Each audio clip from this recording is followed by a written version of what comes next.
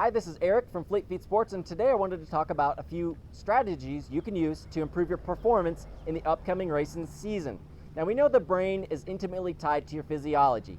You finish a race, you're 100% spent, you fall across the line, we know there was some percentage in the tank. Your brain is there to protect you, and we know this from some cleverly designed studies that if you did not have this brain telling you how sore you were, how tired you are, that you could theoretically run yourself into unconsciousness or maybe even death. So it's good that our brain protects us, but you can master your brain, you can actually eke out some extra percentage of performance. So the first thing that I like to think about is showing gratitude. And it's kind of silly to think about that, but you cannot have negative feelings in your mind at the same time as you are feeling grateful. And so we can think about how fortunate we are to live in a place in the world and a time in human history where we can afford to pay for a race and also care about our results. So we're very, very fortunate. We all know this. But when you're feeling bad in a race, this is something that can be good to think about.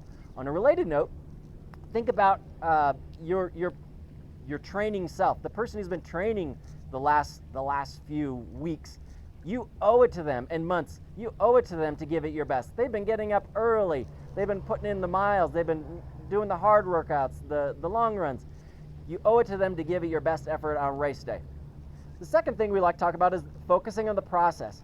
It's easy to get caught up in your marathon, half marathon, 5K time goal. If you look down at your watch during the race and you see you're behind, it's easy to get kind of in that negative frame of mind. It can work the same even if you're ahead of pace. You can kind of start being worried about, well, maybe I went out too fast and I'm not going to be able to keep this up and I'm going to blow up. So I try not to look at my watch ever in a race, and by focusing on what I can control now, maybe I can go catch up to this other runner who's close by and take advantage of a draft so I can save some energy that way. You not only save energy physically, but you can also save some mental energy by letting them set the pace, and all you got to do is look at their shoulders and stay with them. It can be very energetically beneficial. The third thing we like to think about is adding psychological challenge to your workouts.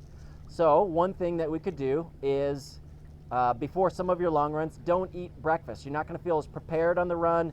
You might be worried you're not going to finish as strong, but this can be something that can make you stronger mentally. Now, we know that, yes, you can physiologically benefit from your body improves its ability to burn fats, but you don't want to do this all the time. You will not perform as well. You'll recover slower, and so this is something that we use from time to time.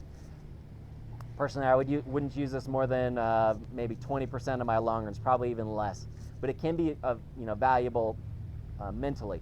Second, look for ways to add mental challenge during a workout. So maybe you're doing speed work on the track and you're doing 400-meter repeats, and on those rest segments, you give yourself, believe it or not, maybe some math problems to do. I learned about this from Steve Magnus, who's a really popular coach.